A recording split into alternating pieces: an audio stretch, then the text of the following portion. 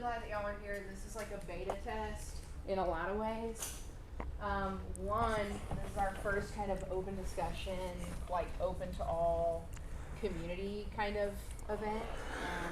But it's also the first time that we are doing almost a little bit of a hybrid model where we can record and then it's not live streaming, so we'll be able to like check it before releasing it, but this will ultimately become a resource for other families or people that wanted to come tonight and couldn't.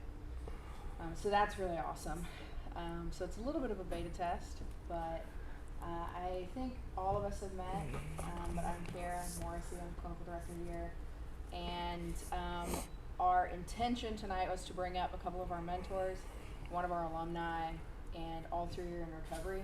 And we're just going to kind of have an open process around addiction, recovery, common questions, a lot of information, and kind of divide it up into two camps. One is a little bit of psych ed, if that comes up, if anyone has questions related to like general information, what's true and not true, and then the other part is some lived experience. And so I have some questions that I wrote down, but ultimately my intention is for this to be a time where we can kind of have a conversation, and after we kind of get rolling, I'll kick it over to you guys too. So yeah, Wes, do you want to say anything? I'm super grateful. The people that are all sitting up there, I feel like I can reference as some of the most amazing human beings that I know, but in particular, not to single Kara out, but the panel that's up there tonight, Mike, Andrew, and Adam, are three human beings that I trust implicitly, but I feel like have a wealth of holistic knowledge on addiction, recovery, substance abuse, mental health, long-term recovery, and so I'm just grateful for them to have this and for us to be able to offer it. And we're going to keep doing it, keep having a discussion series, but this was the first one. Yeah. Cool. Yeah. Awesome.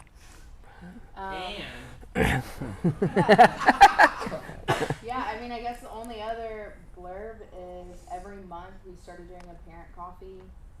It's the second Wednesday of every month, and it's here in downtown Alpharetta on Canton Street at Mid Street Biscuit Company. So you guys are more than welcome. We have it super informal, so you can pop in and just say hey, and it's not formal at all. You can just like grab coffee, hug some folks, and leave, or you can stay and hang and make new friends. And so it's been pretty cool too. But kind of diving in, I have some questions to kind of kick it off. But I think the first thing is wanting to ask y'all about some of your earlier memories, not necessarily talking about your addiction into adulthood, but being an adolescent, maybe in high school or when you first started using. What are some of the things that you remember about your experience? Do you want me to go? Yeah. Yeah. Well, hey everyone, I'm Mike. I work here as a mentor. I don't know how, I know Andrew's story pretty well, but I got started pretty young. I mean, I got, some of my earliest experience was just like curiosity, fascination, and kind of just paired with this like, this feeling like I just didn't feel like at home in my own skin. And that like, I almost want to say that like the beginning stages of things like this don't really have anything to do with drugs sometimes, and it's more so about like this, when you hear people tell their stories, they always start with this feeling like I'm different than others and that I just don't feel connected. And I think personally that's the end, like that's the actual symptom you're dealing with there. It's like a lack of like connection and ability to connect like with others. So is that? Yeah, absolutely. Yeah, for me it was pretty, I'm Andrew, by the way, I'm one of the mentors here. It was pretty early, like 11 was when I started getting into different things. I was tiny, I was like 5'3" until I was 17, so I was underdeveloped. I had a lisp, I had a stutter, I had social anxiety. I was on Ritalin, so I was super wired up from the time I was 9. So at 11, when I found cannabis, you know, you hear some people talk about it, but it was like I found the solution to all the anxiety, all the stuff, all the things that were going on in my brain just stopped, and I was okay in that moment. I didn't realize it then, obviously, you know, but looking in hindsight, You know, when I found downers of any sort, it was able to bring me down, was able to get the stutter under control. So from a very, very, very young age, I saw it as a solution to all the issues I had going on in my life. And even if it wasn't fixing them, I felt better about them. So, and obviously that's in hindsight. When I was 11, 12, I just thought it was cool. But it did bring me a sense of peace that I never felt because I had these insane racing thoughts. So that's probably the earliest of actually recognizing, you know, the interaction and relationship with it. I'm Adam. I'm a Eternal Strength alumni, and yeah, I would say like my earliest memories with all that stuff, definitely a lot of like anxiety and insecurity going on in my head, you know, and I couldn't recognize it or understand what it was at the time, and then not only that, but like just like that whole glorification of drug use, like, you know, within my friends and the people in my high school, you know. It seemed like a pretty easy way for me to make friends and, you know, feel accepted. And yeah, and then once I started trying all that stuff, it was pretty easy for me to continue doing it because it just made me feel so comfortable in my own shoes. And, you know, it's just something I was looking for at that time at such a young age, you know, so. Yeah. That kind of leads into one of the questions that I had down was looking at how particular substance served you. Because a lot of times when we're in family sessions or we're talking about someone in early recovery, it's easy to ask all of the things that were detrimental about it. But I think a key to understanding what's happening is also like, how does the person feel like it serves them, or what role does it play? And so it kind of sounds like with each of these it's a what would you say, not quite an anti-anxiety, but Well, yeah, it wasn't so much about anti-anxiety. It came well, for me it started with pot, but it moved on to like pills and things like that really quickly. So like real early teenage years, I was getting accepted. I was being accepted by people. I remember once it like totally just doubled down on this reputation I wanted so bad I got arrested at school. And it was just like all those things like culminated in this, what I've now found to be a facade of a personality. But I just really, I don't know, I just wanted to be accepted and admired. And I don't know, I just felt like I found my people when I found other people willing to like do drugs with me, and it felt like I found community. At the moment I swore that, you know, this is what I was going to be forever. And but obviously that's not very sustainable. yeah. What about you? What was the question? I'm sorry. Well, we kind of covered it a little bit, but it was just like how it served you. You know? Oh, yeah. Well, I mean, going back to that, even as I got a little older, I say older, when I was like 13, 14, I didn't realize I was using it to deal with all this stuff I had going on. The anxiety, fear, speech impediments, all this stuff going on. I didn't recognize the connection between the two, but now I look back and I was using, you know, weed and alcohol at that point to not have to feel all that stuff, to slow down my speech. So it was very serviceable for me. It benefited a lot, but at the same time, I was like 5'2" and like 80 pounds, so it looked like a 9-year-old running around smoking weed. So. Yeah, and I'm just going through some of the questions that come up the most when I'm talking to parents, and one of the big one is, like, even after you encounter negative consequences and you keep going further into addiction, a lot of parents are like, how come he's gotten kicked out of school and he just got arrested and his friends are racking up from him and we're telling him that something's wrong? Is it that he can't hear me? Is it that he doesn't care? Is it a deeper mental health? And that comes up a lot. I mean, probably daily at the center. What do you guys, and whoever can take it, but what do you guys remember about people trying to talk to you and encountering consequences, and can you help us understand where your head's at when negative things happen and you come back to it? Yeah, for me it was kind of a slow burn early on. So it was like constant trouble with my parents and all just at home stuff. And for me, it took consequences and pain to get out of it. But like it didn't really happen until the discipline was separated from my parents and I was being disciplined by the law, arrested, those type of things. Because as long as the discipline was coming from my parents. I had just grown into this relationship with them as I got older. You know, everybody shifted and moved. So it was like this corrupt family system that was broken, that it couldn't really get, but it was functioning in this broken way.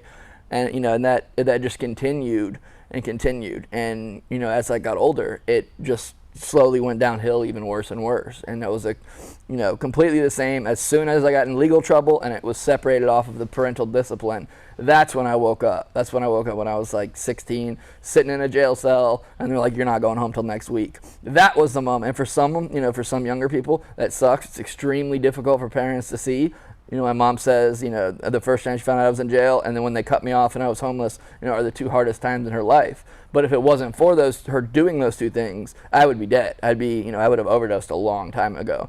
So the same discipline that they were trying for, I needed it to come from a more direct place that wasn't directly coming from them, whether it be a mentor or the law. But I needed the mental separation of the family unit and the discipline.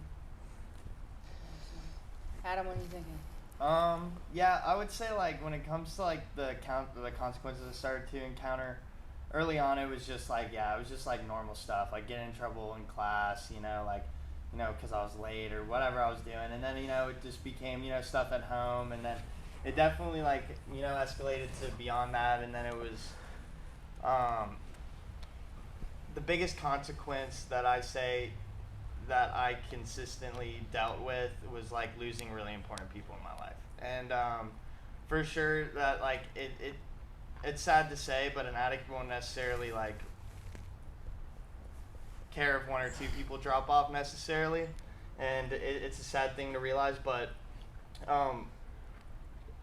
I just ended up losing a lot of my close friends and a lot of the people I loved, and it was due to their separation from me. And at the time I was just like, damn, these are terrible friends. They don't really care for me. They're just letting me hang out to dry.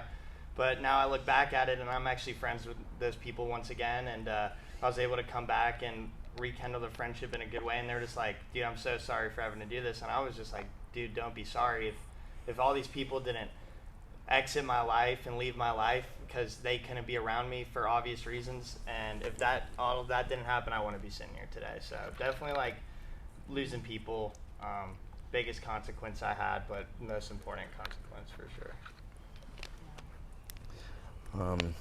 Yeah, in that respect, man, I was really hard to, I imagine I was really hard to deal with. I wasn't very, I didn't have a lot of capacity for listening and paying attention, and but I think in the moment I couldn't have told you. I have no clue, because in the moment, during those times, we'd have like a friend part ways, or a girlfriend be like, I'm tired of you, or something of that nature, and I never saw it as what it was. Truly, I had like a veil over my reality, to where all I focused on was what happened to me, and never did I focus on how I got it there and how I basically begged for some of those consequences, and then fueling my using with resentment towards those consequences. So like, in AA they say like, we find that we stepped on the toes of our fellows and they retaliate. But it says, like, it should say it in capital letters, but it says seemingly without provocation, seemingly. But like at the end of the day, we're tearing through our lives and others, and sometimes they get pissed off and they get tired of us, and but that's the thing I like to focus on as the addict. In the throes of it, it was happening to me. You guys were screwing me over by leaving. And so that's just how I viewed it at the time. Very big time aggressive victim mentality. Yeah. What do you remember about how you were thinking about your parents then, and also reflecting back, what do you feel like you learned because of them now? Well, my mom, I've always been a diehard mama's boy, dude. I can't help it. But my dad, I hated him. I mean, I hated him more than I could hate anyone. He was a heroin addict as well. But none of that really kind of came to light until I was like in rehab. And so he was giving me all this like foreshadowing for some of the stuff I was doing, but I had, no respect and, no discipline, so I wasn't listening to any of that, and I would just get mad at him when he was right. And so you do that for 10 years, and you just, you know, looking back though, and as tough as he was on me, and as much as I put my mom through, man, I couldn't have done any of the getting well process without them. And like, I really have a ton of respect for my dad, man, because I mean, he did all this. He did heroin for almost 30 years and then got sober with no assistance whatsoever. Rare. He just had like my mom nagging him, Yeah. and that's it. And which is more powerful than you might think, but still, it's not. But he did all of that, and it just gave me an appreciation for the resources I had at my disposal for sober living, for rehab and insurance, and like all that stuff. My dad got sober without any of it, and so just an appreciation headspace, really. Kind of an awkward question for Adam because his father is here. My bad. Just pass the mic to Lance. Yeah. Well, no, but honestly, thinking about it, I would have to say, you know, being a teenager who had an addiction problem and parents who wanted the absolute best for me, you know, there was definitely some conflict there. But, you know, obviously didn't always see eye to eye with my parents, you know, especially when I was wanting to do other things that obviously I shouldn't have been doing. But, you know, if it wasn't for my parents, I definitely wouldn't be here. They did the most to, you know, to get me to where I am today. And, you know, I obviously had to, you know, wait in a sense and learn through it myself firsthand. And, but what it did do is, you know, my parents, you know, trying to push me into recovery early on is, even though I wasn't really ready to get sober, it opened my eyes to sobriety. And that was very important. So when I did finally hit that wall and I was like, okay, I'm done with this. Like, I really need to get clean. I knew exactly where to go and my resources I had, and that made it 20 times easier to do this, because it's not easy. So it was, you know, I love my parents very much. Thank you, Dad, for coming out. Lance, do you have any thoughts? I mean, from, you know, at the moment, you feel helpless. You feel hopeless. You don't know how to. Of course, now after, you know, as the older we get, 5 years ago, 7 years ago, as a parent, you still think you can control your young adult. You know, you can't. Now, you know, you see all these things now, but you do try to do the best you can to enable and to provide opportunities. And, you know, one of the best opportunities was coming here.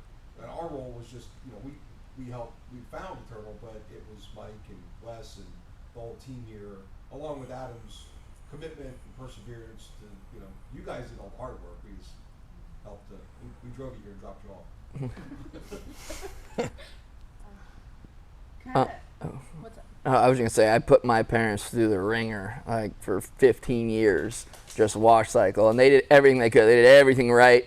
I have multiple siblings. Everything was good. It was just I wasn't having it. I found, you know, drugs too early, and it was just, you know, and I slowly, as I got older, sucked them into this enabling role, like to a point where they didn't even realize they were enabling anymore, because I had sucked all the life force out of the whole family, and it was just like everything going was based around my addiction. So the whole family's just chaotic. Everybody else can't get to here because Andrew's stealing money from here, or, you know, stealing money from here. So just that pure chaos, you know, and the manipulation got in there. And then eventually, like I said, they completely cut me off after 14 years, you know, and I was an adult in my mid-20s, put them through the ringer. They finally completely cut me off and didn't talk to me for a year. And that was the greatest thing anyone's ever done for me.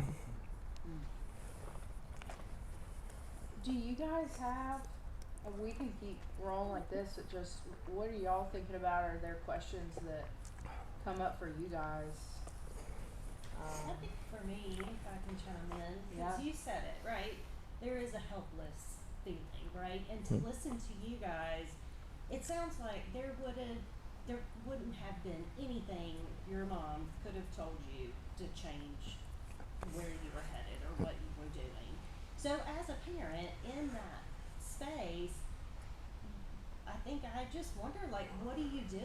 Like, I'm just coasting right? Hoping that, you know, something truly detrimental doesn't happen.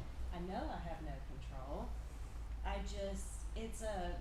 Is there anything different that we can do as parents to make it, you know, support you guys and, you know, make it better? Does that make sense? I've got a Yeah. decent answer.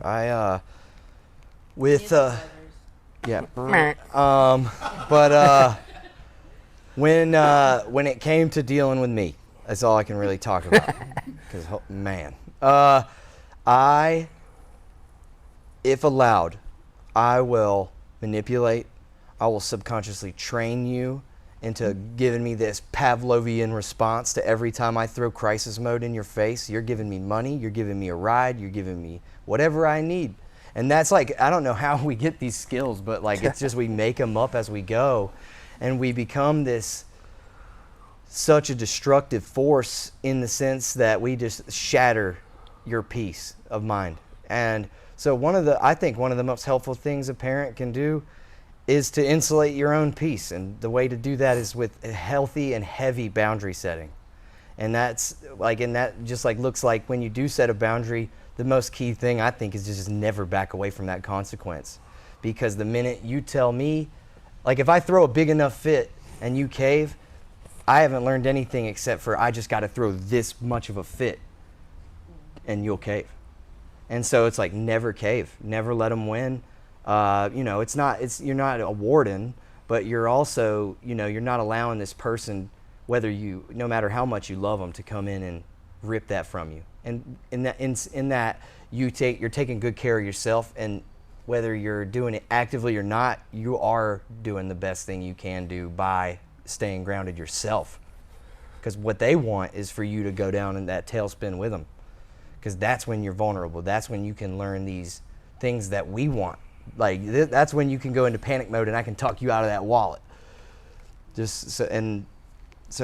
I don't know. I can't think of a specific example off the top of my head at the moment. Yeah. But boundary setting is so, so important. Well, I think one of the things that's kind of a basic that we talk a lot about here is the difference between having a rule or an expectation for someone else and just setting boundaries for yourself. The question kind of changes from like what do they need to what do I need to have peace. And I think a lot of parents underestimate how valuable parents having peace is in whatever is happening with the rest of the household. I mean, it's like it changes everything. And so it's like, what boundaries do you need so that you have peace? And then the other one that I see a lot, and I have a history in Al-Anon we talk a lot about, is preventing yourself from building a resentment as much as you can. And so boundaries are a part of that, but also the story or the narrative that you're telling yourself about what's happening, because it's such a long game when you love someone that's being wild, whether it's addiction or other things, mental health stuff. And so it's like, if I can keep myself in a headspace where I don't build a resentment, knowing that resentment crystallizes into contempt, and a contempt is so hard to come back from, and it breaks family systems apart, long term. And so I think that's one part, keeping your peace. Another part is some kind of spiritual practice or faith-based practice. Another part is a community and like who we surround ourselves with, who we're talking to about the person that we love. Because I can do a really good job of not building a resentment, but if my best friend is building a resentment, then it creeps in, And so what's beautiful to me is when families are able to keep themselves healthy and in a space that whenever that person is tired or is really ready for a shift, their family is there with this clear vision to be like, I still see you and I still love you and I can hear what you're saying. Because I haven't had this death grip that's ultimately kind of hurt me. I don't know if that kind of makes sense. Wes, do you have thoughts? Yes. I'm so glad you asked. Because I had this moment. Come sit on the table. Well, no, I want to ask you guys. I had this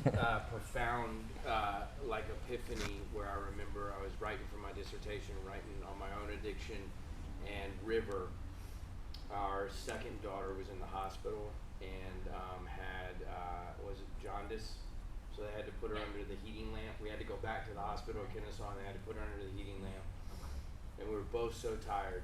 And at this point, I'm clean, I'm past all my addiction, all that different stuff, clean for multiple years, through my master's, licensed professional counselor, like not even really thinking, but I was driving back from the hospital to go pick up clothes for us. And I felt this like super overwhelming, like, oh fuck, this is why I used to use. I'm feeling such intense love and fear and scared, and I got this little baby that I'm worried isn't okay, and I cannot manage these emotions. And as I was driving in the car, I was like, I remember this. This is when I would pull into the gas station and get the 40 ounce and chug it as quick as I could. This is when I'd run screaming from the house and just go get anything that would numb me. So as you guys were talking, I was like, man, with the parent piece, when my parents were on the edge of their seat and my mom was frantically crying and screaming and my dad was full of rage, it would propel me energetically to leave the house and get more fucked up. It was almost this part of me that was like, leave me alone, like just fucking let me live my life. But the more they felt, the more it pushed me into my use. And I don't mean to say it like that, but when they shifted and all of a sudden they were this cool, calm, collected, they were always okay whether I was okay or not. I'd leave the house and I have this glimmer, this moment of like, I'm not fighting anything. It's not a tug of war. When they were screaming, crying, frantic, not setting boundaries, then I'd leave the house and I'd just be filled with all that, like, I don't want them to love me as much as they do. This feels too much. I'm gonna go numb however I can. But once they flipped a switch after my third arrest, and it was like, man, they were, every time I saw them, no matter where I was on the roller coaster, they were like, we love you, we care about you, here's our boundaries, we're hoping and praying that you're not going to create as much chaos in your life. It put me into a place where then I'd go leave to use and I didn't have any energy to fight with. I'm curious to know if y'all had that same experience. Yeah, absolutely. I mean, absolutely. When things got super emotional in the house, that was even more reason to go get high. I think one of the saving grace for me back then, obviously it didn't work fully, but I had a cousin that lived in Metro Atlanta as well, and having someone, he was about 10 years older than me, having someone to communicate with and talk to about what was happening at home without any emotion involved. So, talking to my mom about what's going on, she'd cry, and all of us just want to help you. What can we do? What are we doing wrong? Dad would get pissed. So both those energies, it was like, yeah, it would, cause me anxiety. It was just too much at that time, so I'd go get high. But when I had the opportunity to be out of the house and communicate, my cousin would be like, how's everything going at home? I heard this, I heard that, but no emotion tied to it, and being able to communicate and explain, my mental and emotional side of it to someone was massive. I don't even know if I would have made it out of my teens if I didn't have my cousin in Metro Atlanta. But having someone that wasn't in the direct family structure that I trusted wasn't going to run and tell my mom what I told them, just having someone to vent to and communicate with, especially during the times when things would blow up at the house and I'd want to go, and they wouldn't let me leave, so I'd just take off. It hit a point where they knew I was going to my cousin, so I'd go call him and he'd come pick me up. And they were fine with that, but that's all I was allowed to go do. But it caused the separation of this anger and fear and resentment, and it separated that from it. So I had an ability to communicate with someone what was going on without that person having any emotional investment in the situation, if that makes sense. Yeah, when you were talking about that, it reminded me of kind of somebody, this dude that, like, I remember one time man, we stayed charged up at my house, man. We were, I had me and my brother active using. Dad's a former heroin addict. Nobody's worked on themselves, and like, man, it would get real chaotic. And I mean, on occasion, I feel like some of those events, like, I kind of stirred up, so I had something to justify how I was behaving. Yes. I think some of it was just like, man, now it's kind of like a sort of like the pullback you see in some like personality stuff, where it's like, now there it is. That's what you've been hiding. You never loved me. You never wanted me around. And it was like all this stuff that was in my narrative, I behaved in a way that was like going parallel with that. And so the minute they get onto me or set a boundary, that was the thing I would say. It was like, you don't love me as much as you love Andrew. Or you don't love, that's my brother's name. He's not around. I know we're brothers. Yeah. And start throwing other siblings into the mix. And we see that all the time. I mean, addict or not. But like. And then would that justify, like, oh, yeah. And this is the whole reason that I use it, I don't give a shit, so I'm just going to go do more of it. Absolutely. And then just the overwhelming feeling of all the consequences was what did it for me. Like I was behind like few years on taxes. I mean, I had a warrant. I had, nobody wanted me around. Like it was like, why not? What else is there to do? Yeah. Fix stuff? Like it didn't make sense because it was just straight hopelessness at least towards the end of, yeah. That pulls up, I was going to ask, Yeah. That's good. That'd be To awesome leave if at you were 6 like, o'clock for graduation. I do have to leave for That's graduation. why I dress like this. But it made me think addiction and the throes of addiction and the darkness of it. There's all this argument. It's an organic brain disease. There's free will involved sometimes there isn't. Andrew said something very profound to me one time, and he said, it's there sometimes when you're sober for a while. Yeah. If you're not sober for a while and you've got steady use going on, coupled with multiple variables of your life that you feel like you can never recover from. I've lost all these relationships. I got multiple legal charges. I'm behind on all of this. Everything feels insurmountable. So I'm curious about when you're at that place,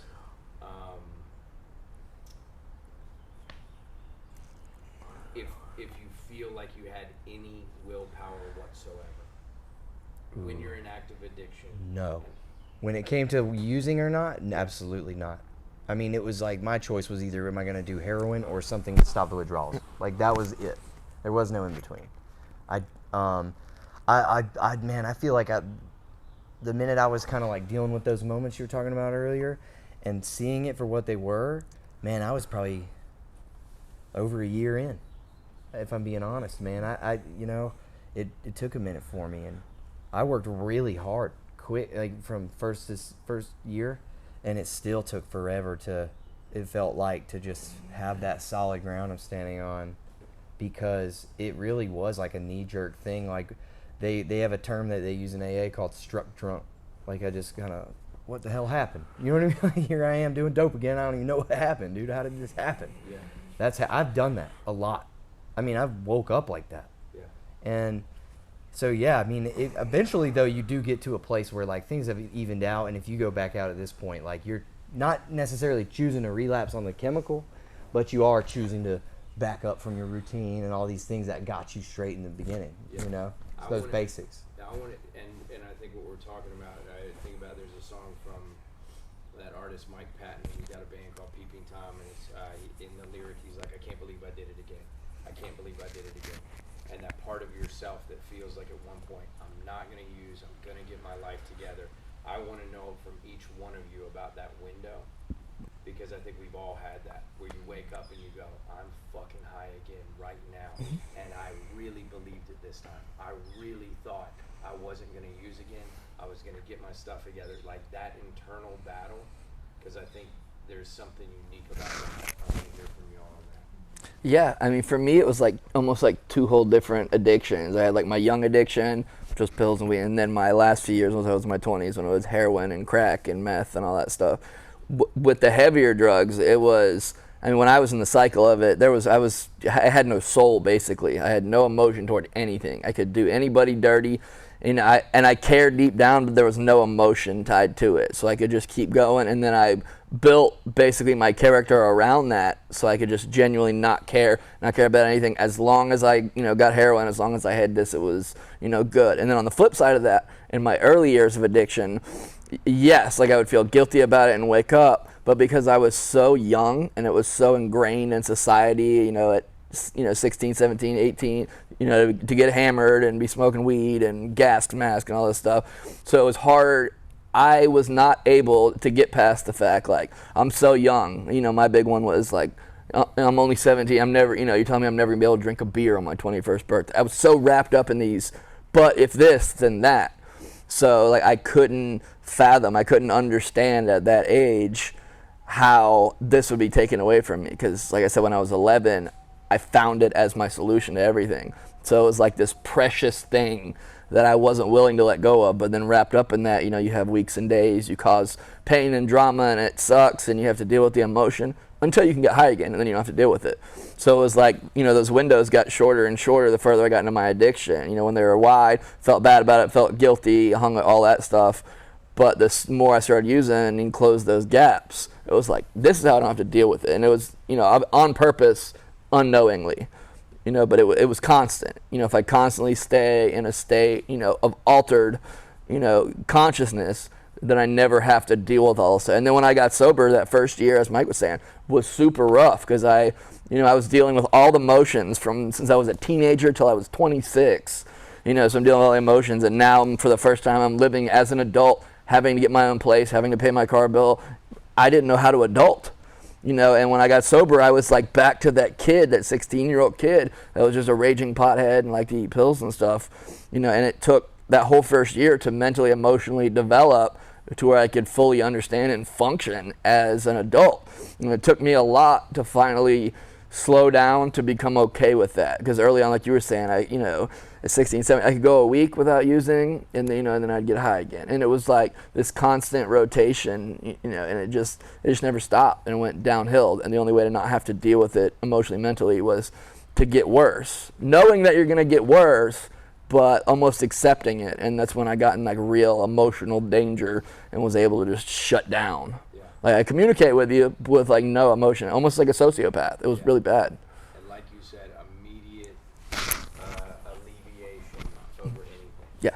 It's coming, I'm feeling everything. If I can get immediate to it, I can think about tomorrow. If I got a warrant out for my arrest and I'm stressed, once I'm on heroin, I don't care. I'll deal with that when the cops catch me. Vice versa. Yeah. Oh, I don't know where I'm going to sleep tonight, but I got dope. Let me call people. Okay, I'll sleep in the back of this person's car. It was like all of like the big life things were like secondary. Yeah. And once I got dope, then I'll figure that out down the line. And it was just you push it further and further and further back. And so Adam, brother. Well, yeah. I mean, even thinking about like when I was here, as a client, I just think about how many times I just had those like, I can't believe I did it again moments, and it's kind of crazy to think about how many moments of those I had. And early on it was just like when I would have those moments, I would go back out, and then like kind of how he was just saying, everything's all good until like everything was good as long as I was getting high. And then the moment I didn't have that stuff to get me high anymore, that's when I had that I can't believe I did it again moment. Because yeah, when I'm getting high, like I don't like there's no internal battle at all. Like it's pretty self-explanatory, and it's already paved out on what I'm gonna do that day and what I'm gonna keep doing. And then, but it was always that like that morning after of when I would like relapse or go back out, and I'd be like, I can't believe I did it again. And but as it progressed, it slowly became this thing of like like when I would have those moments, and I'd be like, okay, I'm gonna get my life back together. I'm gonna get my stuff together. Self-censor. Yeah, I did censor myself. But when as it progressed, early on I was like, I got this. I'm gonna get clean. This isn't gonna be a big deal. I'm gonna get my stuff together today, and it's gonna start today. And then of course, 2 days later, I wouldn't really even know where to start. So of course, 2 days later, I'd be back, getting high again. And then, as the years progressed, I finally, like this last time that it finally clicked, I was just like, I have absolutely like no hope of getting sober, but like I'm gonna just keep trying, and I'm gonna give it my all, because this is what I need to do. And I know, I'm either gonna do it or die trying. So and it's I wish it wasn't like that, but that's just kind of my experience. I just kind of had to get to a point where I was just like, yo, I don't got this. Like, I really don't. And like, cause every time I thought I had it it just kept happening quicker and more extreme, and it just kept getting chaotic. So, yeah. I got first off, I want to say thank you to you guys for sharing. I know this is like a beta stage, but I think something like this is really beneficial and will impact a lot of people and help a lot of people hearing it from the source. My question is, and I think it's an important one, what was that moment that you were like, I'm going to be sober? What did it take to get there? Was it a slow process? Was it a spiritual awakening where you just one day you're like, I'm going to be sober? And did it take like something that I have to want to do it? Or was it I need to do it? That's a good question. I decided I was going to be sober at about 3 months sober. And that I had gotten, I got myself put into this place. My goal was to just stop doing heroin. I was like going to do everything else and like sell drugs still and all that. And that was like these grand ideas I had. It was totally delusional. But I got into rehab, man, and I think I was probably about, I was working with Daniel back then, remember? And my sponsor had gotten me, I did the 12-step thing. So I got into the step work, and me and this dude got into the book, and I'd gotten about halfway through the steps, and I started feeling better. So that was what made me, you just kind of had to show me, man. I don't, as far as 12-step recovery goes, I don't care if you need it or want it or any of that. It's if you do it, if you honestly do it, your chances are good. And they have the rehabs always look to your left and look to your right. They always like to say that. But I've never seen anybody go and honestly put effort into the steps and just screw up their life. I've never seen it happen. I've seen people fall off of the routine and go back out, but I've never seen people honestly, thoroughly doing that step work and just fly off the handle for no reason. It never happens. Yeah, for me, I like the Carl Jung quote, when the pain becomes great enough, change happens. So, and that was the whole truth for me, because I was so hard-headed, I wouldn't learn from anybody else's mistakes. And it literally took me all the way to having been arrested countless times, and I had been homeless on the streets of Daytona Beach for a year. I had nothing. My skin was yellow. I was jaundiced. I was living amongst trash bags. And it took me getting all the way there, and then someone reaching out, and they're like, we will help you if you want. But I had been offered that so many times, but it took me, I had become content and accepted that I was going to die a bum, die an alcoholic crackhead. I had fully accepted that.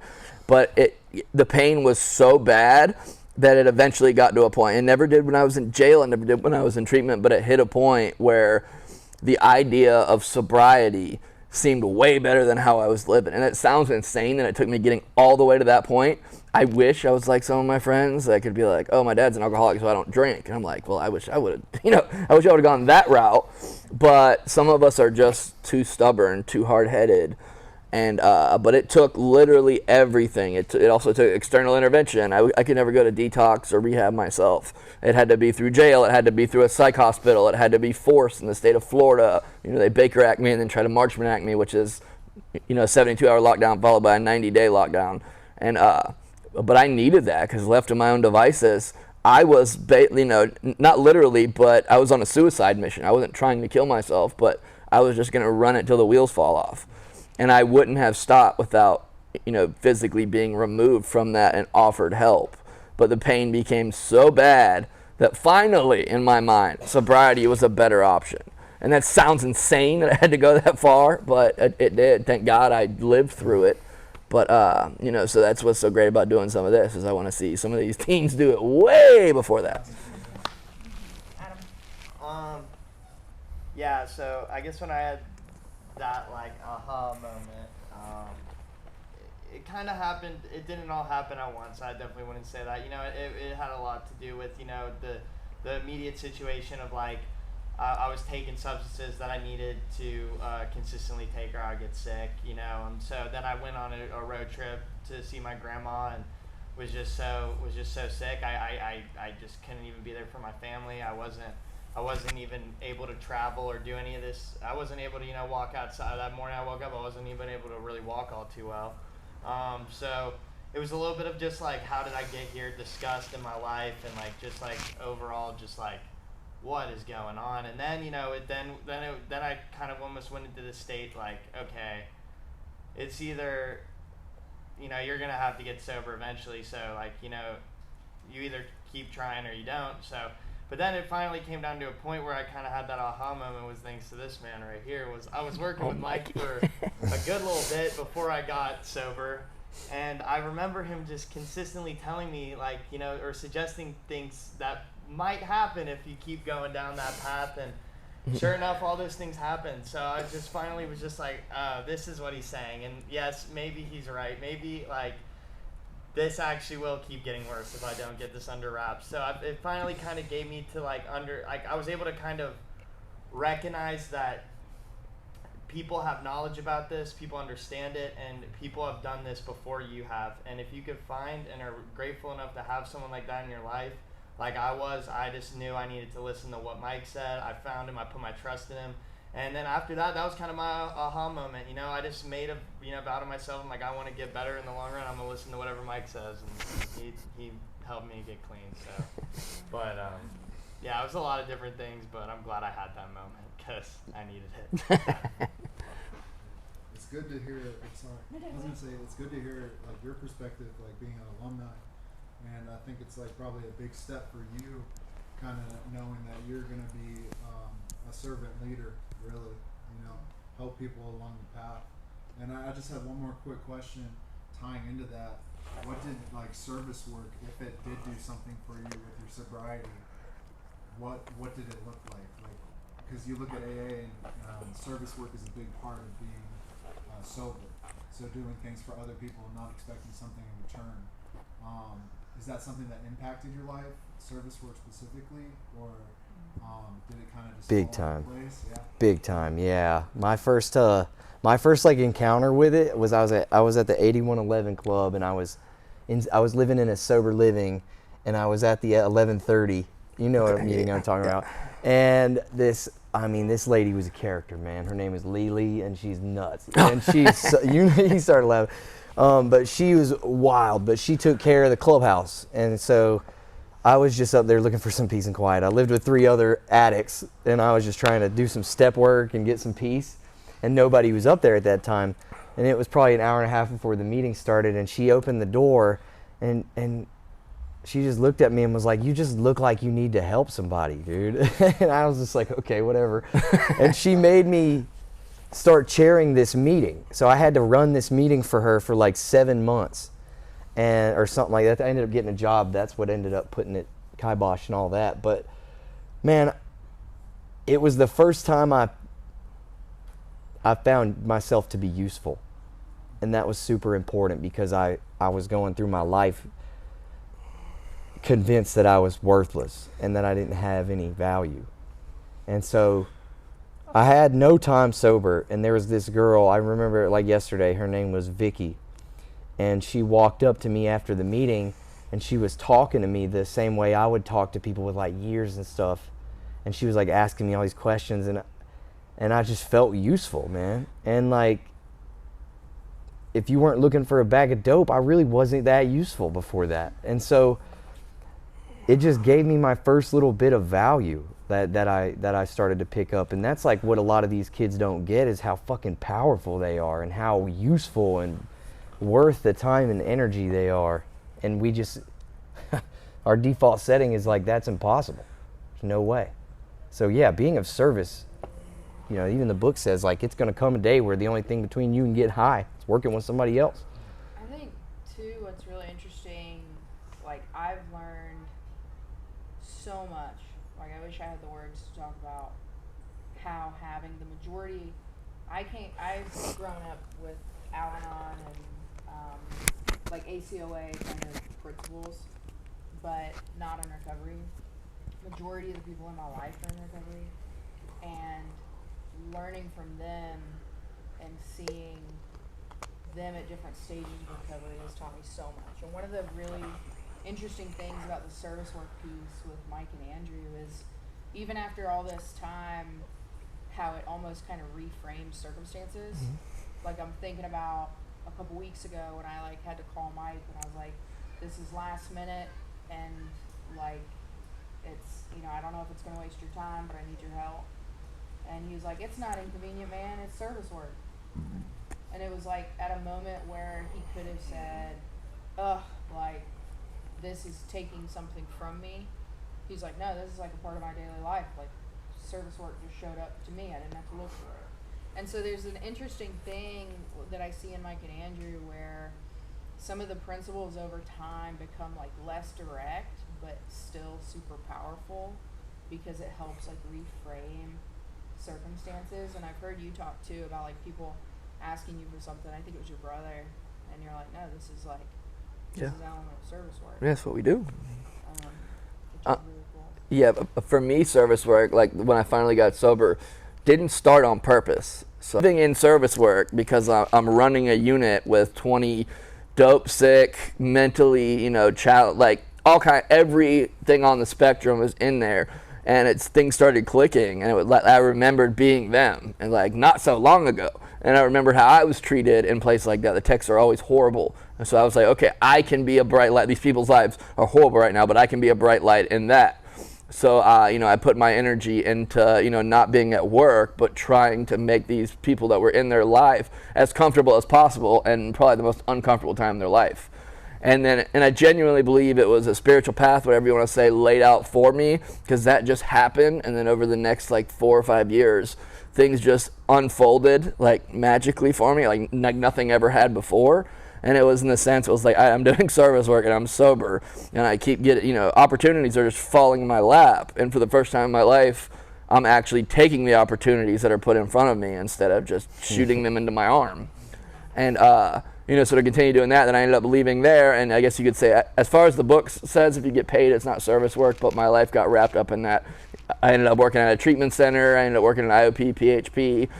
For addiction, and I was there for 3 years, and then I met Kara, so magically just ended up over here. So I genuinely believe all that of being of service is what has progressed my life in the mental, financial, and all the things that actually matter as an adult, that I always wanted to chase early on. When I stopped chasing them and started going out of my way to help the people around me, they just magically happened. It was so bizarre. So I stopped asking questions. It was like, still to this day, if I see someone with if I see a woman changing a tire on the side of the road, I'm going to stop and change it for her. Because I had so much bad energy out in the world, and I still believe today that I do everything in my power to kind of balance that karma, whatever you believe, and go far beyond it. I feel like I put enough bad out there. So if I put as much good out there as I possibly can, hopefully it'll counter the balance. And that's continuous. So it's continuously helping people that need help, expecting nothing in return. And that's the part that makes it service work, is expecting nothing back. Just doing it because this person needs your help. They may not be grateful, they may not care at all, you may help them, they may walk away, you never hear. It doesn't matter. You're doing it, for yourself in a selfish way, which in turn benefits others and yourself. Adam, you got thoughts on service work? Yeah, I do. At first I didn't think service work really did anything for you. I thought it was just something, some way, people in AA got something out of you, to get you to keep Nice. But, obviously what Mike said, and definitely, I can relate to a lot. What I will say is, what service work really did for me, other than kind of what Mike touched on, was it just taught me to go out and do something. I was so used to doing something for immediate gratification, or the result to be immediately put back into my hands and get what I was supposed to get out of it right then and there. And that with service work, I didn't understand what I got out of it or even why I was doing it. But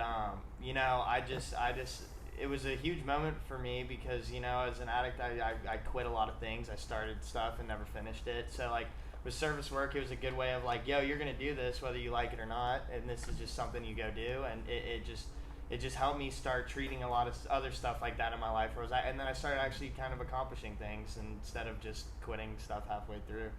And what I learned from doing service work, I still obviously try and do a little service work nowadays too.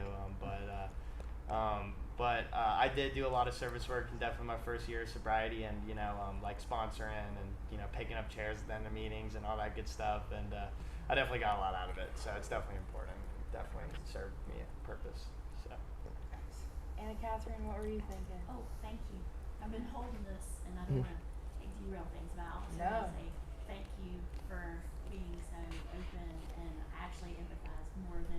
realize, but that's another subject.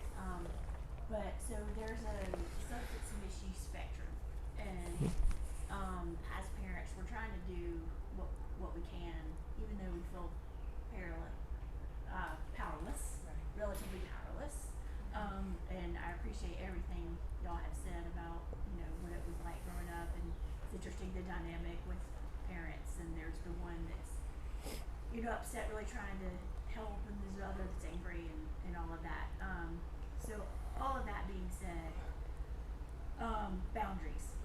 I think it's a struggle to really set boundaries when you have a 16, 17-year-old, and both parents work, and the 17-year-old has to get here. If they're, when they're coming here, they've got to got to get to school. If you have one in a special school, they've got to drive themselves. They have to drive themselves to work.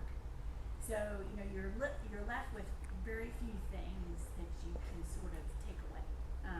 You can't really take the car away. Except for on the weekends if you have control over them. You can't take your phone away because you're tracking them. You can't. There's just very little that you have. The tracking thing. Oh, it'll drive you nuts. I would have been in so much trouble if we had that 15 years ago.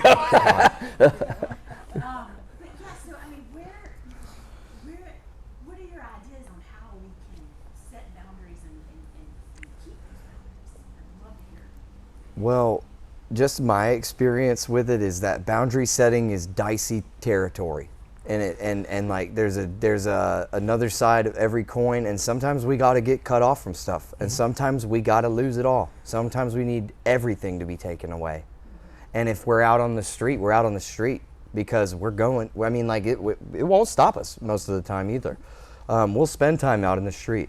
We'll spend time in the gutter and doing all that because, like I said, like all that self-worth and stuff, all that little pocket where all that's supposed to be is like there's just this need to just consume, man, consume.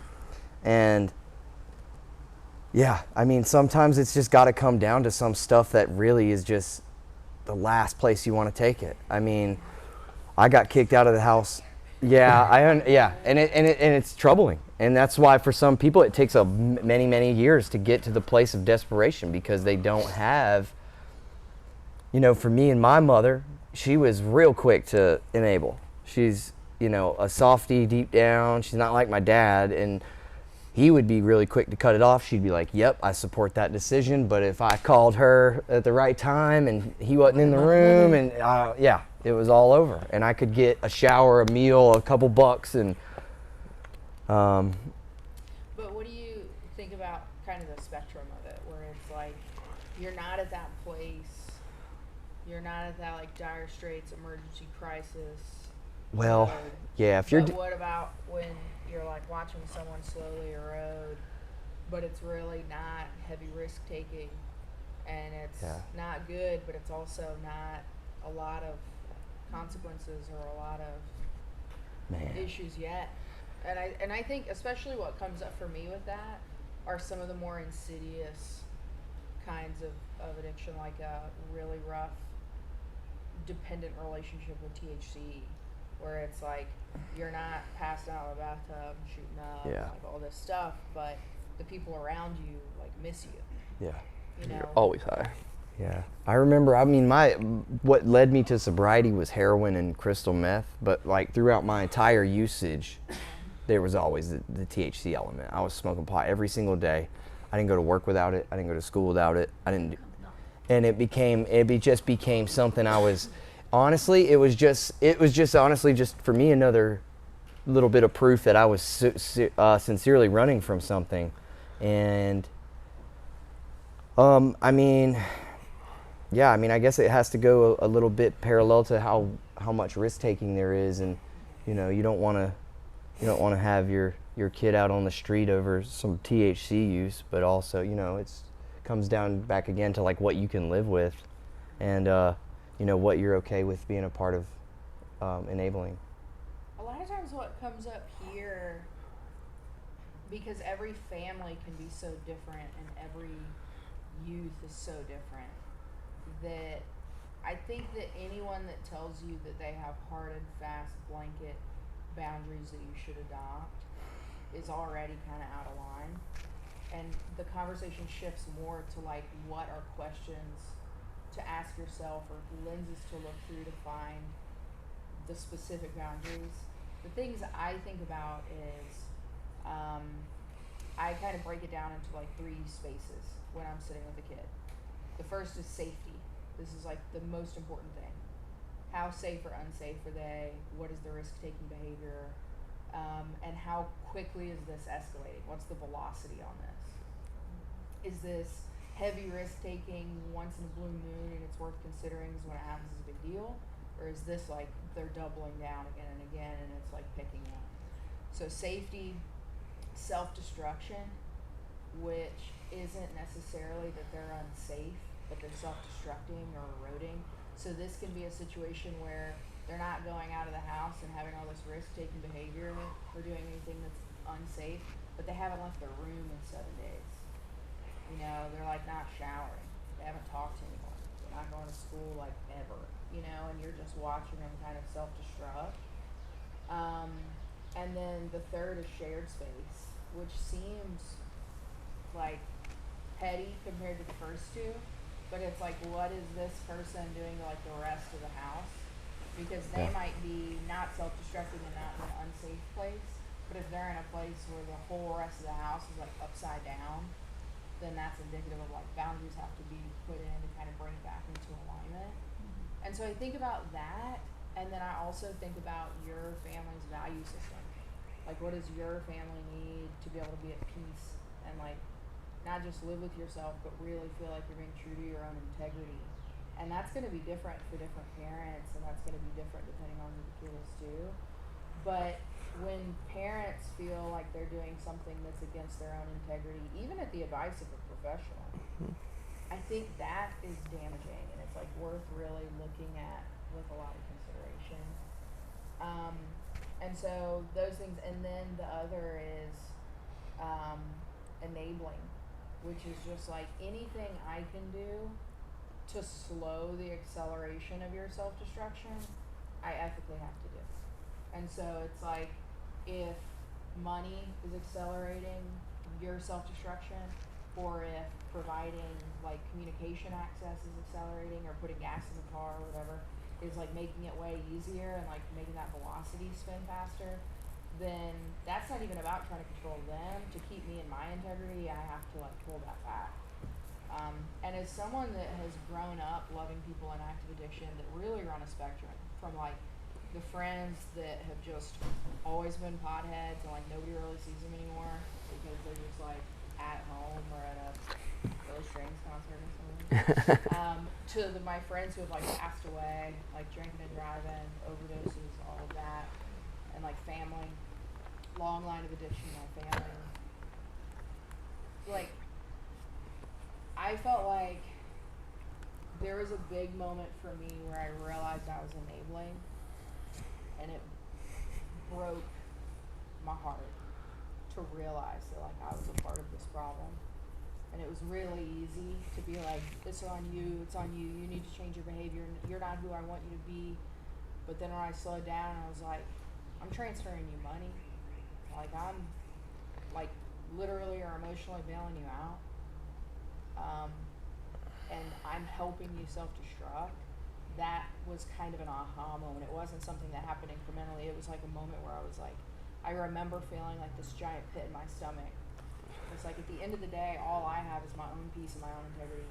Like, everything else can just like go away. And if something happens to this person, I have to know that to my best of my ability, I didn't contribute to it. And so like those are the things that I think out. How does that actually play out when you're talking about this specific kid and their cell phone, or this specific kid and their car? It kind of can land in different places. And I see it a lot being in the field where people will be like, you know, tune into this webinar and I'm going to give you the 6 rules you need immediately in your household. And I'm just like, great. Like, that's awesome. I hope that works. Like, that would be amazing. But I don't find it to be particularly helpful because it doesn't really take into consideration the family, the history, the narrative, the human spirit, the reasons why that person is trying to self-destruct. And sometimes you like pull the mask off of addiction, like Scooby-Doo style, and you like pull the mask off and it's like mental health. Yeah, another addiction. Or another addiction. Or like the worst self-perception of all time. And they're just like Trauma. You know, and so those are kind of the things in general that I think about. But I also feel like as a clinician in the field, I don't really appreciate the times that we directly undermine some very genuine moments of parents having some intuition, an intuitive hit. And like that might get kind of into like a woo space. But it's like when a mom's like, I feel this in my gut. And like something's telling me that this, we need to look at this, or like this matters, or this boundary like doesn't need to be there. Yeah, sometimes we have to have like a counsel that can be like, I'm pretty sure that's the voice of enabling. But then other times it's like something in your parental intuition is saying, you know, maybe today's not the day for that. Like something else is happening. So there's a weird gray area that's hard to swim through. I think that it's kind of this like, I know I'm going on, but it's like, what are my non-negotiables? And for me, I call them like rocks in the river. Like, what are the things in my life that everything else has to flow around? These things do not move. And for me, it's like, if my peace gets encroached on in a really big way, if I feel like I'm lying or doing something unethical, if I feel like I'm having to break away from other healthy systems in my life to contribute to this behavior, and then if I'm turning into a person that doesn't feel like me, like if somebody's getting me to the point where I'm flipping out, or I'm trying really hard to control them, or I'm saying something I know I don't mean, and that's starting to happen, those are all like non-negotiables. I don't care if it's substance abuse, if it's mental health, if it's, I have to come back to the center, like everything has to pause. And then there are other things that kind of move depending on the circumstance, and it's a little bit more, I know that's not an immediately helpful answer, but it's all the stuff we kind of think about as a team, and I think about with the kids a lot. Well, and I think from what I've heard you guys say, and thank you, like you go to your mom, right? There's the weak link. But I do think that's how we're wired, Yeah. right? I mean, we are here to care for these kids, right? So it's like, how do you turn that off? You can't turn it off. You just can't. And so it makes those boundaries even more it's not intending to enable, but it's kind of where we find purpose sometimes. And as addicts, we'll continuously lie to you to get whatever we want over and over and over and over again without thinking about it the last time, and it will continue. And that's where I was saying my mom finally had to put the kibosh on any and after a decade of trying. Yeah, that's you know what I mean? So yeah, sure. but yeah. So no, we definitely. I think at least everybody up here has taken advantage of their mother's kindness. You know, dad was a disciplinarian, mom was sweet, so much easier to hit her. I don't even think it was a weak link, but I could play the emotional game with her. Yeah. If I try to do it with my dad, that's not going anywhere. But I could play the emotional game with my mom and spin her in circles and make her feel guilty about something that she didn't do and feel sorry for me for something that I don't need and give me more. Like it's mom in. guilt's a real Yeah. thing. Yeah. Lance, are you thinking something? I was just gonna say, I mean, we're a matriarchal society, or culture, and so you're fighting against 100,000, 200,000 years of nature. I think it's, in hindsight, setting less boundaries, but do not move on them. I mean, I can tell you, like all the mistakes we made. He said, "Oh, you do this, this is gonna happen." Well, that happened the next day. And then, I mean, in hindsight, it's like This is actually Adam's family sentence. Yeah. All good for him. I mean, it's really been a great experience. And I'd also tell you that, my observation is obviously, I don't think, 10 years ago, our family would have said, hey, why don't you become an addict? This would be great. But in hindsight, I've told him this the last couple of years, like, he has now gotten experiences that so many people don't, and he's now got capabilities that you know, and all these guys do, you know. Yeah. And you're giving back. I know you know, service work is, you know, you get paid for it, it's not service work, but you are, and you're, you know, that's the first time I've ever heard you say, Mike, that you didn't think you were, you know, worth something, right? There was a point in your life when you didn't think you were worth something because, you know, Adam connected with you very quickly. Yeah. You know? And maybe, you know, Adam would have gotten to the point that he is now, you know, without you being involved, but I think it happened much more quickly, you know. Yeah. And it might not happen. But anyway, getting back to the comment, I think setting less boundaries would be, you know, what we failed to do. And I think it's a really, like, as parents, you have to kind of really psychologically convince yourself that nurturing is a long-term thing. And nurturing, really, really nurturing, you may have to not nurture today to be a real nurturer a year from now, 2 years from now, 5 years from now. I like that. Because we're so caught up in like, well, God, if we don't do this, he's going to be homeless. He's going to go steal. He's going to go deal. He's going to go do this. Well, hey, you know what? Even if you give him money, all that could happen too, right? So, what is the, you know, can you nurture in the long term? Spitting fire back there. Yeah, come sit up here, man. I also want to press on it though quickly though that it's not necessarily that like mom's ever the weak link per se, but I'm a predator. Is when I'm using, I am a predator and I'm looking for anything. Dad's just armored up. Yeah. You know what I mean? He was an addict. He's not trustworthy. He's not very trusting per se. I meant to say that, but like he sees through all my stuff. You know, my mom's never took a straight shot of whiskey. She doesn't know half of this stuff that I'm dealing with, and so, you know, my sister can play my dad like a violin. You know what I mean? It's not, it's just situational, kind of, not necessarily that like. Yeah, I just wanted to make sure that's known. So. Yeah, we definitely see a mix. It totally depends, and it's wild. I think that it forces us to look at the narratives too, like what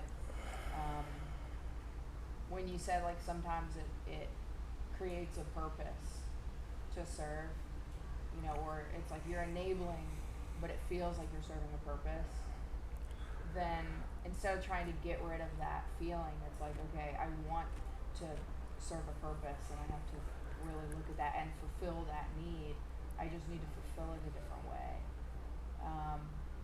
You know, but it totally depends. In my family, it was kind of flipped because my mom grew up in a house of like very severe alcoholics, and she knows, like she can feel it, and she can see it coming, and she has very small margin for it. And like my dad, the fireman, he has this bleeding heart, where his perspective is like, it's not my job to see what he's doing with the money. It's my job to just give him the money. Mom, what are you talking about? You know, and my dad's like, I will give. He's like giving tree, completely. You know, and so the balance. So it happens like both ways depending on what the deal is. But yeah, what other stuff are y'all thinking about? Ty Van, you have anything to add? You guys are doing great. I want to just throw this out there real quick, and an important thing that always makes like the difference between success and failure when it comes to boundary setting from the parent side of things is just getting on the same page with whoever else is involved. That's always a huge one, and because when the two, it could be a wedge. yeah, because then that kid's gonna split you guys, and pit you against each other, and now you guys have problems with each other because he's manipulated the whole situation. And then that's how you get a dad said it, mom said it kind of situation. It's very easy to create. So just being on a united front and that's always so important. What Lance was saying about like you kind of finding it earlier in life than later. You know, I feel like a lot of folks when they're young and dealing with, you know, it doesn't have to be addiction, and it could be like anything under the sun. They feel like there's no like light at the end of the tunnel, you know. And if you're able to get this sobriety and this like clear state of mind, you're going to be able to help these kids see the light at the end of the tunnel. And I think that's like a testimony to you guys and the work that you all do is that, you know, you're going to be saving lives. And so I think we all need a pat on the back too, because this isn't an easy mission. It's not for the faint of heart, but it's for like the lion-hearted, which you guys are. Well, dude, the secret behind it is we benefit too. Exactly. It makes us feel better, makes everything better. So yeah, it creates this cycle to where you do all these things to help others, and you're healing yourself, and you're putting that good energy out, which completely changes everything, and just continues. You know, and you're no longer rolling downhill. You're slowly climbing uphill, but constantly. And that's like the realization that I came to over the past year is like I'm so blessed to find this out now instead of 10 years from now to what like could happen, what if I did this and my whole life would have been screwed up. But now I have the knowledge and the tools to like use not only for my life but like also the people that I'm surrounded by. Yeah. And the people that we will impact in the future. So. Yeah, and finding it early, I wouldn't change that for the world. I'm glad I did. So I got past it. I caused a lot of pain. That's the only thing I'd change. I wouldn't change a single thing that happened. I might lessen the pain for my family members, because I caused a lot of pain.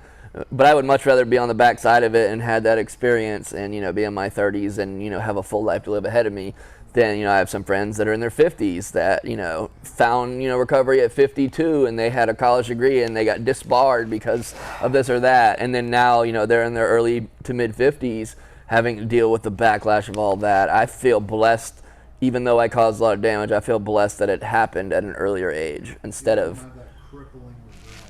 Yeah, you still have time to turn things around and have a life instead of making a life with that ingrained in it and then ruining all that.